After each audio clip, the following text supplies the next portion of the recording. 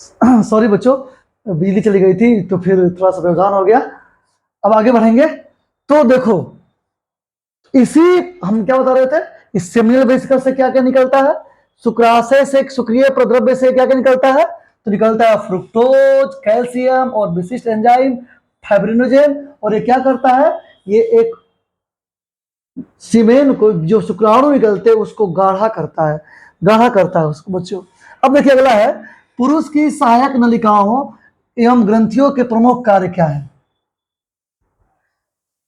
देखो बच्चों, पुरुष की सहायक नलिका कौन कौन है, तो सबसे पहले तो आपने देखा शुक्राशय, ये शुक्राशय है, और ये शुक्राशय,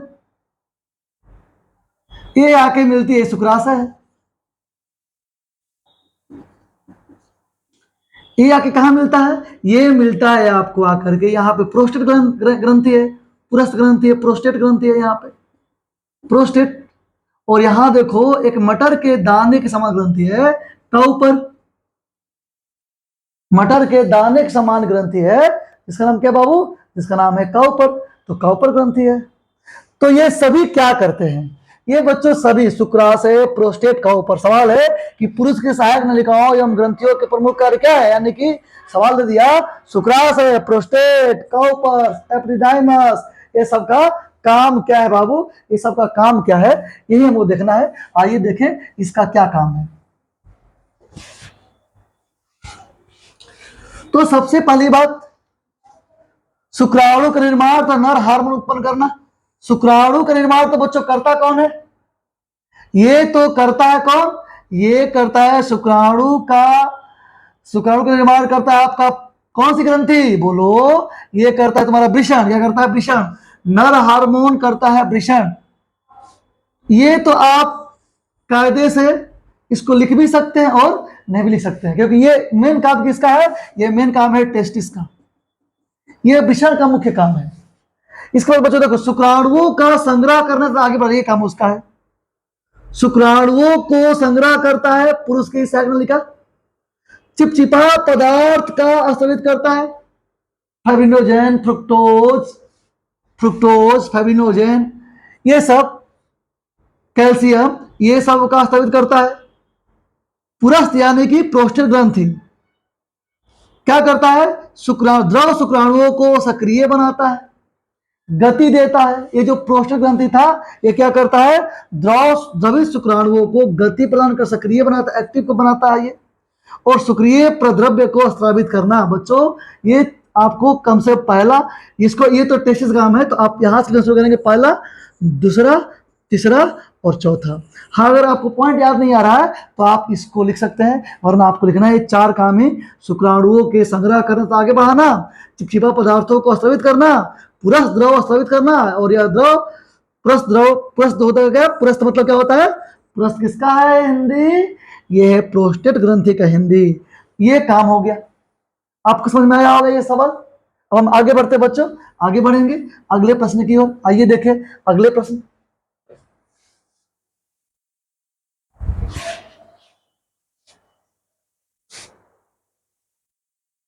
देखो सवाल है, अंड जनन क्या है, ऊजनेसिस क्या है, अंड जनन क्या है, ऊजनेसिस क्या है, इसको काट देना है।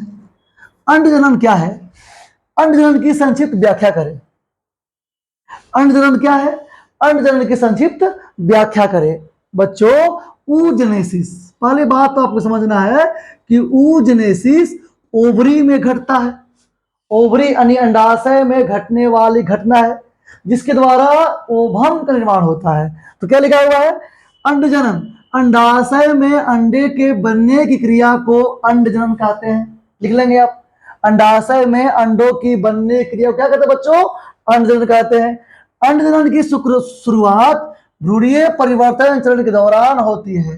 देखो बाबू, एक घटना समझो, पुरुष में जो शुक्राणु बनता है वो प्यूबर्टी, यौनारंभ के बाद बनता है, 13 साल के बाद बनता है। लेकिन बच्चियों में ऐसा नहीं होता, स्त्रियों में ऐसा नहीं होता। स्त्रियों में क्या होता है कि फीटस में, जब भ्रूणीय अवस्था में आई तभी बनने लगते हैं पुट्टिका, फोलिकल्स, तभी बनने लगते हैं। देखो कह रहा है कि अंडजनन की शुरुआत भ्रूणीय परिवर्धन चरण के दौरान होती है। भ्रूण रहता है तभी जब कई मिलियन मातृ कोशिकाएं यानी अंडजननी प्रत्येक भ्रूणीय अंडाशय के अंदर भी निर्मित होती है।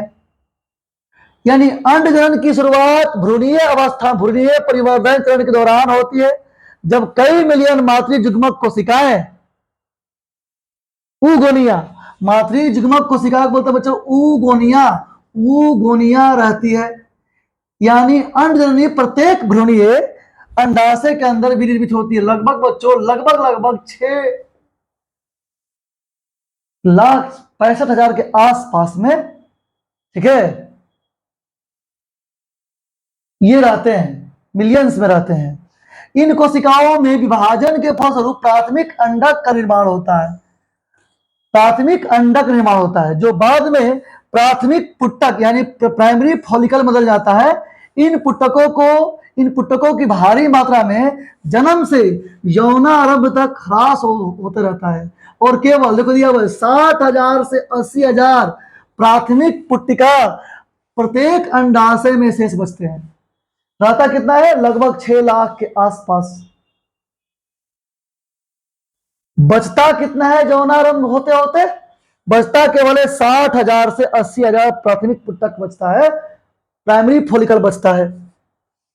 ये द्वितीयक पुट्टक बदल जाते हैं जो जल्द ही तृतीयक पुट्टक बदल जाते हैं। मैंने बताया था कि प्राइमरी फॉलिकल, फिर सेकेंडरी फॉलिकल, फिर टर्सरी फॉलिकल। तो ये द्वितीय पुट्टक बदल जाते हैं जो जल्द ही तृतीयक पुट्टक में परिवर्तित हो जाते हैं और तृतीयक पुट्टक के भीतर प्राथमिक अंडक के आकार में वृद्धि होता है तथा इसका पहला अर्धसूत्री विभाजन, क्या बाबू? इसका पहला अर्धसूत्री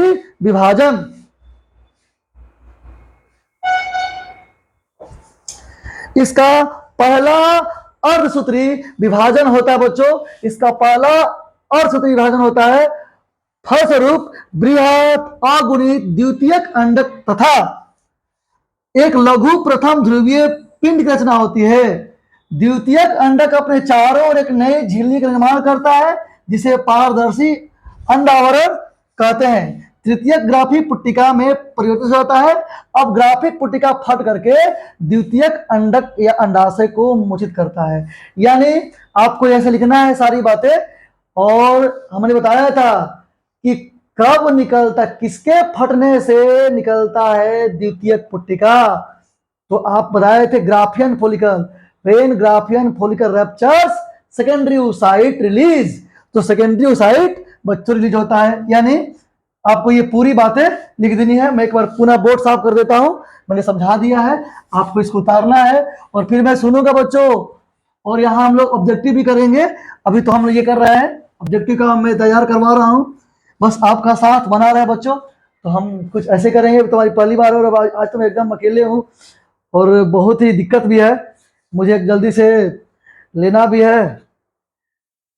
क्या बोलते हैं, लैपटॉप तो ले नहीं सकते हैं तो कंप्यूटर ही लेंगे कोई छोटा सा, ताकि आपका काम बनता रहे। देखो बच्चों आगे, अंडाशय के अनुप्रस्थ काट या ट्रांसवर्स सेक्शन का नामांकित आरेख बनाएं। बच्चों ये देखो अंडाशय बना हुआ है, आप ऐसा फिगर बनाएंगे जैसा फिगर बना हुआ है। मैं समझा देता हूं कि होता क्या है। एक अंडाशय के बच्चों जो आप बाहरी भाग देख रहे हो, देखो ये भाग, अगर तुम ऐसे देख रहे हो, ये भाग ऐसे, तो देखो बाबू इस भाग को हम लोग कहते हैं मेडुला। क्या कहते हैं इसको? मेडुला। ये क्या है बच्चा? ये भाग मेडुला है। मध्यांश है ये मेडुला है। और देखो ऊपर में ये क्या है? इस भाग को तुम क्या कहते हो? जल्दी बता दो मुझे। कॉर्टेक्स। क्या कहते हो? कॉर्टेक्स। ये कॉर्टेक्स है।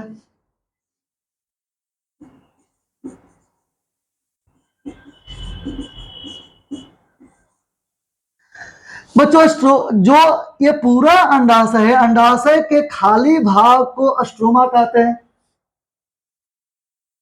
ये मेडुला है, आगे कॉर्टेक्स है। और इसमें देखो देखो पहला है प्राथमिक पुट्टिका, प्राइमरी पुट्टिका, फिर देखो द्वितीयक पुट्टिका होता है। देखो ये प्राथमिक पुट्टिका है, इसको तुम सेकेंडरी पुट्टिका मान लो। द्वितीयक पुट्टिका, ये देखो तृतीयक पुट्टिका है। ये देखो ग्राफियन पुट्टिका है। और जब ग्राफियन पुट्टिका फटता है तो क्या निकलता है? सेकेंडरी ओसाइट, अंडाणु निकल रहा है यहाँ पे। फिर देखो ये अंडाणु निकल जाता है तो ग्राफियन पुट्टिका एक अंतःस्रावी ग्रंथि में बदल जाता है जिसका नाम है पीतपिंड या कार्पस ल्यूटियम। क्या नाम है? पीतपिंड या कार्पस ल्यूटियम। तो कार्पस ल्यूटियम होता है और कार्पस ल्यूटियम एक अंतःस्रावी ग्रंथि है। ये प्रोजेस्टेरोन का निर्माण करता है। ये प्रोजेस्टेरोन हार्मोन बनाता है ज्यादा। प्रेगनेंसी के दौरान प्रोजेस्टेरोन का लेवल हाई रहता है बच्चों, तो यही बनाता है। आपको ये पूरा समझ में आया कि अंडाशय के खाली भाग को स्ट्रोमा, बीच वाले भाग को मेडुला, ऊपर वाले भाग को कॉर्टेक्स। ठीक है, अब आगे बढ़े। तो आपको ये फिगर बनाने बच्चों, और मैं क्लास में देखूंगा स्पीकर को दिखाना है आप सभी को। अभी मैं वीडियो अपने बच्चों के लिए बना रहा हूं और सारे बच्चे देख सकते हैं। मेरे बच्चे क्यों, सारे तो बच्चे मेरे ही हैं, है ना। तो जो भी बच्चे पढ़ रहे हैं जिनको बोर्ड देना है आप लीजिए, और एक सटीक उत्तर मैंने लिखवाने की व्यवस्था किया है।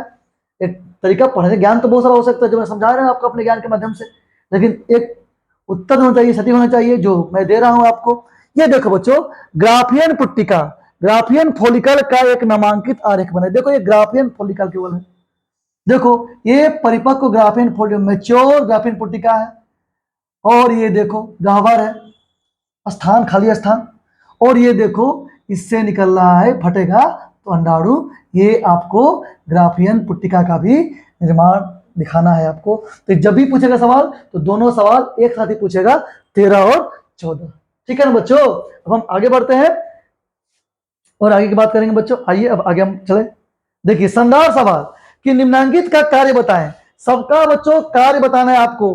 कौन कौन से कार्य हैं आपको सबको बताना है। जैसे दिया पहला पीतपिंडक, फिर दिया है गर्भाशय, अंतःस्तर एंडोमेट्रियम, अग्रपिंडक एक्रोसोम, शुक्राणु पुच्छ स्पर्म टेल और झालर। ये सबके काम बताने हैं बच्चों आपको। तो काम देखिए, सबसे पहले पीतपिंड कार्पस ल्यूटियम अभी आपको दिखाया था मैंने।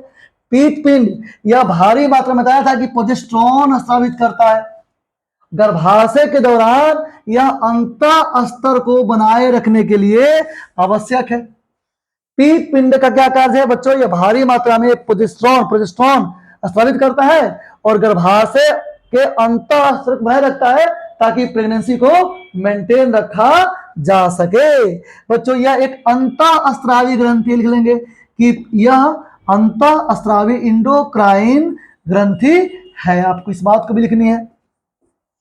अब देखो दूसरा है गर्भाशय के अंतःस्तर। बच्चों गर्भाशय में 3 परत, गर्भाशय में कितने परत? बोलो बोलो, 3 परत। कितने हैं बच्चों?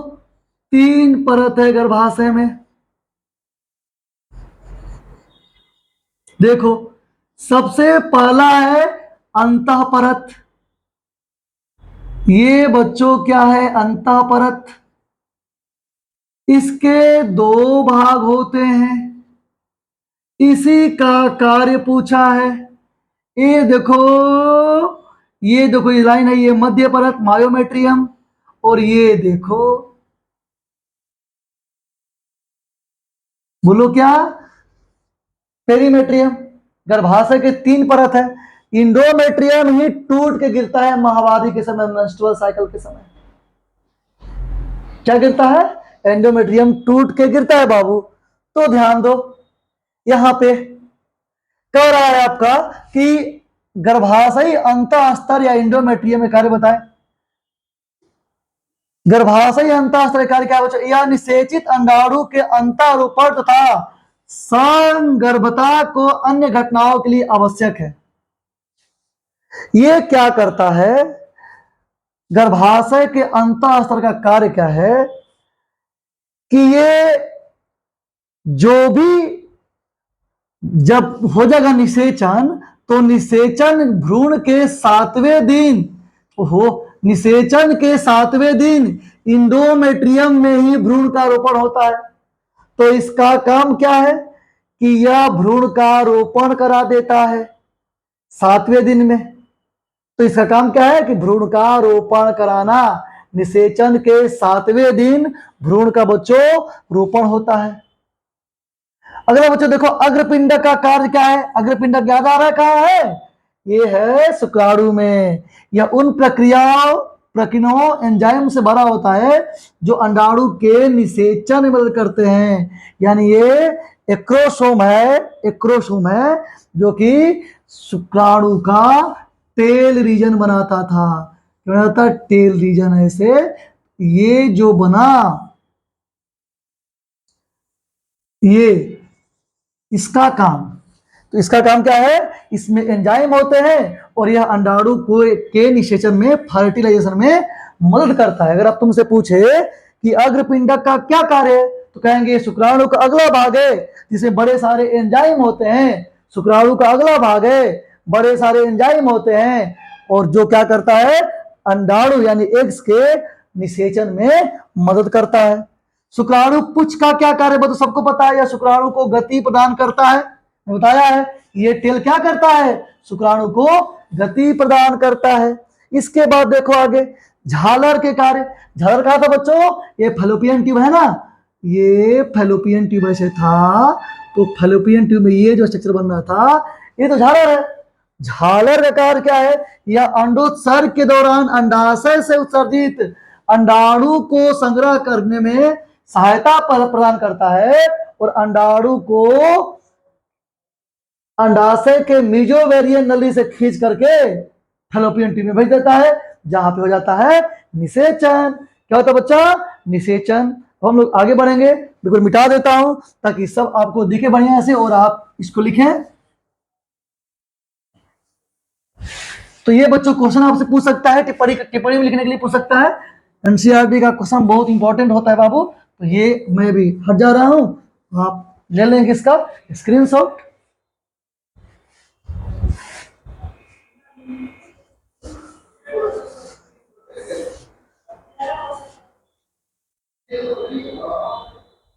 अब देखो बाबू आगे,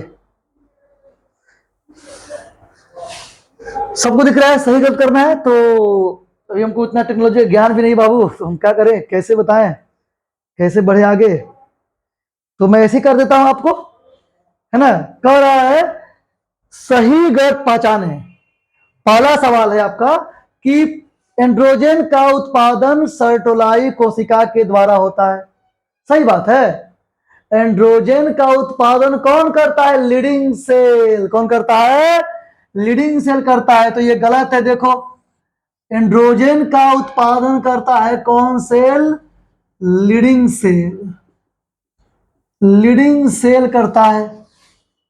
शुक्राणु को सर्टोलाई कोशिका से पोषण प्राप्त होता है। सही बात है। सर्टोलाई कोशिका से पोषण प्राप्त होता है, ये बात सही है, सत्य है ये। लीडिंग कोशिकाएं अंडाशय में पाई जाती है, बिल्कुल गलत। लीडिंग कोशिका पाया जाता है वृषण में बच्चों, टेस्टिस में, सेमिनिफेरस ट्यूब्यूल्स में। लीडिंग कोशिकाएं पुंजन एंड्रोजन का करती है संश्लेषण, बिल्कुल सही, सही है ये। लीडिंग कोशिका पुंजन या एंड्रोजन को करती है संश्लेषित, सही है ना बच्चों? सही है, बिल्कुल सही है।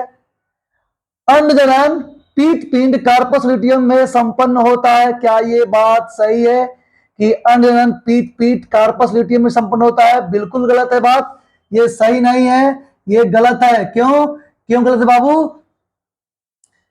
क्योंकि ये होता है ग्राफियन फॉलिकल में, ग्राफियन पुट्टिका में होता है। सही उत्तर क्या होगा इसका?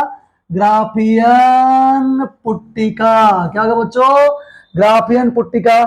अगला कह रहा है संगर्भता या प्रेगनेंसी के दौरान अथर्व चक्र मेंस्ट्रुअल साइकिल बंद हो जाता है। बिल्कुल सही है बच्चों। जब कोई महिला प्रेग्नेंट होती है तो उसका प्रोजेस्टेरोन का लेवल बहुत ही बढ़ जाता है, और प्रोजेस्टेरोन का लेवल बढ़ता है तो क्या हो जाता है? बोलिए। कंडीशन ऑफ एमेनोरिया, यानी उनका मेंस्ट्रुअल साइकिल सस्पेंड हो जाएगा टिल प्रेगनेंसी। प्रेगनेंसी हो जाएगा, फिर लगभग 2-3-4 महीना के बाद प्रेगनेंसी मेंस्ट्रुअल साइकिल शुरू हो जाता है बच्चों। तो यहाँ पे ये बिल्कुल सही बात है। यौन छिद्र हाइमेन की उपस्थिति अथवा अनुपस्थिति कौमार्य या यौन अनुभव के विश्वसनीय संकेत नहीं। यहाँ सही बात है बच्चों। देखो, महिलाओं के बच्चों जो योनि वजाइना है उसमें पतली सी परत होती है, पतली सी हाइमेन की परत होती है बच्चों। और ये परत करता क्या है, ये परत क्या करता है, ये परत जब कोई बच्ची ज्यादा काम कर रही है, बड़े भारी काम कर रही है, तो क्या होता है, जब भारी काम वो कर रही है वो, तो देखो ये भी नहीं पता था कि हम जलाना भी, लाइट भी जलाना है, बताओ क्या करें अब। चलो बच्चों धीरे धीरे है सीख जाएंगे, टेक्नोलॉजी है क्या है, फिर तो ज्ञान इतना है कि मत पूछो, तुम्हें पता भी लगेगा। ठीक है, मैं सब प्रोवाइड कराऊंगा आपको। देखो बाबू कितना सही लग रहा है, तो आप ध्यान ही नहीं दे रहे थे कि ये भी है। मैंने कुछ लाइट भी खरीदा है आपके लिए। ठीक है, तो यौनिच्छेद या हाइमेन की उपस्थिति अथवा अनुपस्थिति कौमार या यौन अनुभव के विश्वसनीय संकेत नहीं है बच्चों। तो ये जो योनिच्छेद है, हाइमेन जो परत है, जो बच्चियां ज्यादा मेहनत करती हैं, भारी काम करती हैं, साइकिल चलाती है, उनका टूट सकता है, तो ये कतई कौमार्यता की पहचान नहीं है। इस आधार पर हम नहीं कह सकते कि फर्स्ट मीटिंग में अगर ये टूटा तो ब्लीडिंग हुआ, नहीं तो नहीं हुआ, ये बिल्कुल गलत बात है, ये इसका मतलब संकेत नहीं है। ठीक है ना, हम लोग आगे बढ़ेंगे बच्चों, आगे देखते हैं। देखो अथर्व चक्र क्या होता है, क्या है अथर्व चक्र, क्या होता है, क्या होता है अथर्व चक्र। आओ देखो अथर्व चक्र किसे कहते हैं। अथर्व चक्र का मतलब मेंस्ट्रुअल साइकिल बच्चों। मेंस्ट्रुअल साइकिल के लिए कौन से हार्मोन, मेंस्ट्रुअल साइकिल अथर्व चक्र क्या है, अथर्व चक्र के लिए कौन से हार्मोन जिम्मेवार है बच्चों। अथर्व चक्र मादा प्राइमेट, मादा प्राइमेट का मतलब क्या होता है, बंदर, मनुष्य, गोरिल्ला, गिब्बन, कपी में जो हर महीना उसका एंडोमेट्रियम टूट के गिरता है बाबू, जो उनका एंडोमेट्रियम टूट टूट के गिरता है गर्भाशय से, गर्भाशय से तो हर 28 दिन पर एंडोमेट्रियम टूट के गिरता है। सब में नहीं गिरता है बच्चों, केवल प्राइमेट्स में, मादा प्राइमेट्स, किसमें किसमें, बंदर में, कपी में, मनुष्य में, गोरिल्ला में, गिब्बन में, ये सब में, लंगूर में, लेमूर में, ये सभी में चले वो गिरता है बस। और तो इसे क्या कहते हैं, मदा प्राइमेट में होने वाले चक्र को अथर्व चक्र कहते हैं। मदा प्राइमेट में होने वाले चक्र को अथर्व चक्र कहते हैं। याद करो तुम लोग, मादा प्राइमेट में होने वाले चक्र को अथर्व चक्र कहते हैं। स्त्रियों में अथर्व चक्र प्रायः 28 से 29 दिन के लिए होता है। और इसके लिए जो हार्मोन जिम्मेवार है बच्चों, वह है ल्यूटिनाइजिंग हार्मोन LH और फॉलिकल स्टिमुलेटिंग हार्मोन। कौन बच्चों, ल्यूटिनाइजिंग हार्मोन और फॉलिकल स्टिमुलेटिंग हार्मोन, जो लिखा बच्चों आप यहाँ पे देख लेंगे। अगला कार्य है क्या बच्चों, प्रसव, पर्चुरेशन क्या है, प्रसव को प्रेरित करने वाले कौन कौन से हार्मोन है बच्चों, ध्यान दो। प्रसव क्या है, तो जैसे ही गर्भ की जो अवधि है कितना है बच्चों, 9 महीना प्लस माइनस 7 दिन, 9 महीना प्लस माइनस 7 दिन, तो 9 महीना प्लस माइनस 7 दिन यानी 280 दिन, 280 दिन। तो 280 दिन के बाद, 280 दिन के बाद क्या होता है बच्चों, बेबी का डिलीवरी होता है निषेचन के बाद। तो कह रहा है कि प्रसव, गर्भ के पूर्ण समय हो जाने के बाद गर्भाशय में विशेष रूप से संकुचन होता है।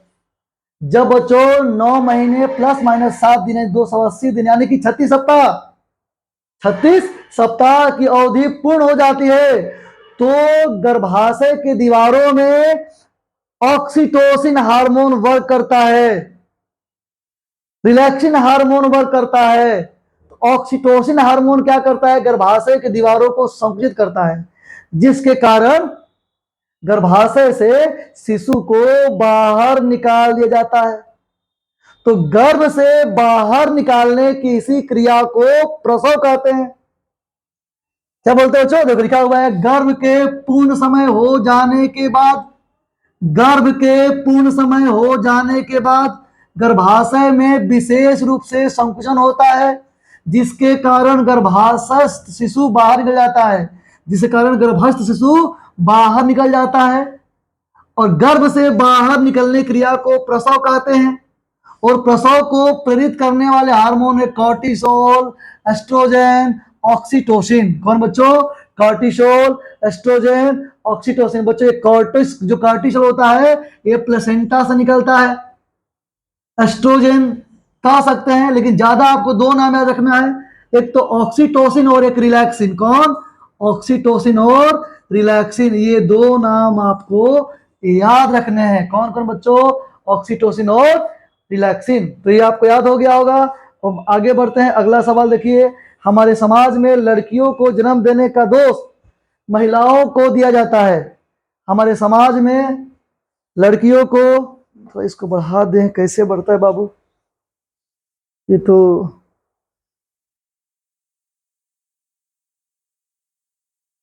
बढ़ नहीं पा रहा हमसे। इसमें कोई फंक्शन की है? F5 F5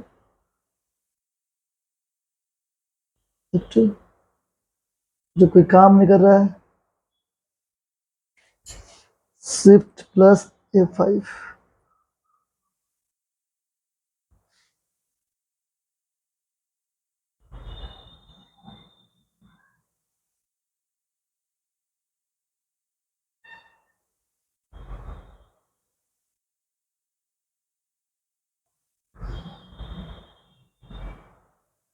क्या आ गया?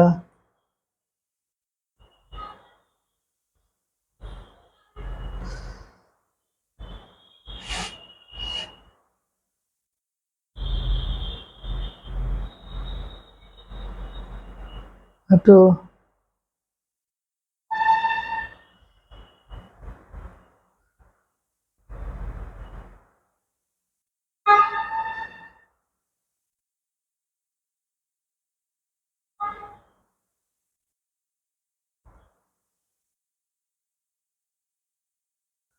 ये है, ये ना।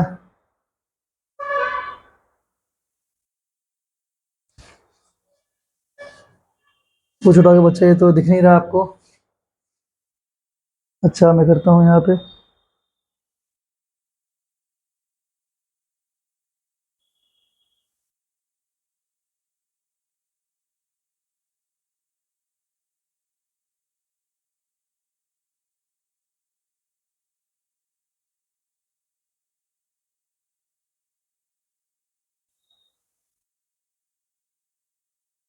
चलो बच्चों, तो आज क्लास नहीं रहने देते हैं, क्योंकि अब हमको इसमें कुछ समझ में नहीं आ रहा है। तो और आपको दिख भी नहीं रहा होगा, बहुत छोटे से फॉन्ट हो गए हैं। तो बाकी क्वेश्चन हम लोग अगले क्लास में करेंगे ना। अपना प्यार और विश्वास बनाए रखें। मैं जल्दी अच्छा करूँगा। फिर हमको लैपटॉप मांगना पड़ता है, और फिर मैं जल्दी से खरीद, जैसे ही खरीदूंगा तो अच्छा होगा सब कुछ। आशा करता हूँ 1-2 दिन में मैं ले ही लूँगा। तब तक वीडियो शायद न बने, तो बस जल्दी ही मैं आऊँगा, लौटूंगा, है ना? ठीक है, अपना कमेंट में करके बताएं। पहला प्रयास मेरा है, तो हमारा साथ देंगे, हौसला बनाए रखेंगे। मैं जैसे ही सब कुछ सीखता हूँ टेक्नोलॉजी ज्ञान, मैं बहुत ही अच्छे अच्छे कंटेंट आपके सामने रखूंगा। तब तक के लिए टाटा बाय बाय।